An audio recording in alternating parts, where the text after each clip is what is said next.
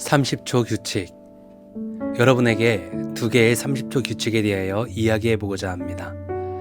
첫 번째 30초 규칙은 이렇습니다.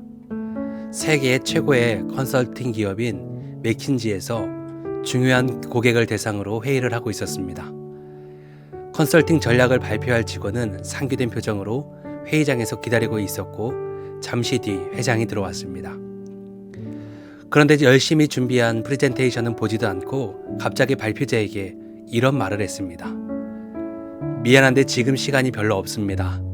주차장까지 이동하면서 브리핑을 해줄 수 있겠소. 회의장에서 주차장까지 가는 시간은 약 30초 정도였습니다. 중요한 회의에 이럴 수 있을까라는 생각이 들 수도 있지만 실제 맥킨지에는 가장 중요하게 생각하는 30초 룰이 있습니다. 맥킨지는 이 30초 안에 핵심을 전달할 수 있는 테스트를 통과한 직원만 채용합니다. 헐리우드 영화사에서 작가에게 대본을 홍보할 때 주는 시간 역시 30초이고 미국에서 30위 안에 드는 대기업 브록터 M 갬블에서는 한 장이 넘는 보고서는 받지 않는다고 합니다. 짧게 상대방을 설득하고 마음을 움직이는 것이 요즘 시대에 필요한 능력이겠구나 라는 생각이 듭니다. 두 번째로 소개할 30초 규칙은 어떤 일을 결정해야 하는 순간이 섰을 때 딱 30초만 더 생각하라는 것입니다. 우유부단하게 망설이라는 것이 아닙니다.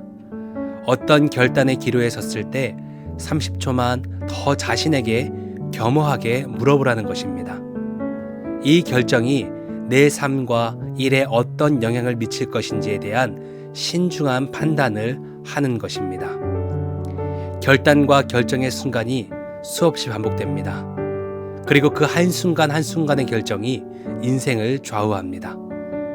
30초 규칙은 30초라는 물리적 시간을 말하는 것이 아니라 중요한 일일수록 한 번 더 살펴서 결정하라는 뜻입니다.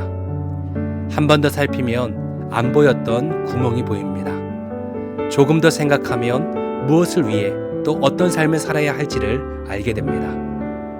사도 바울은 예수님을 인격적으로 만나고 이런 고백을 합니다. 내가 그리스도와 함께 십자가에 못 박혔나니 그런즉 이제는 내가 사는 것이 아니요 오직 내 안에 그리스도께서 사시는 것이라. 이제 내가 육체 가운데 사는 것은 나를 사랑하사 나를 위하여 자기 자신을 버리신 하나님의 아들을 믿는 믿음 안에서 사는 것이라. 아멘. 여러분의 삶은 무엇을 위한 삶입니까? 그리고 그 삶을 30초 안에 정의하면 무엇이라고 할 수 있습니까? 한 번뿐인 인생 신중하게 고민하고 깊이 묵상하되 주님으로 이해되고 주님으로 설명될 수 있는 단순하고 간결한 삶, 그것이 바로 그리스도인의 삶이 아닐까요? 언제나 예수님을 믿는 믿음 안에서 승리하시는 복된 삶을 사시길 축복합니다. 기도하겠습니다. 하나님 아버지 감사합니다. 하나님께서 주신 이 땅에서의 삶이 주님으로 설명되고 주님으로 만족하는 삶이 되게 하옵소서.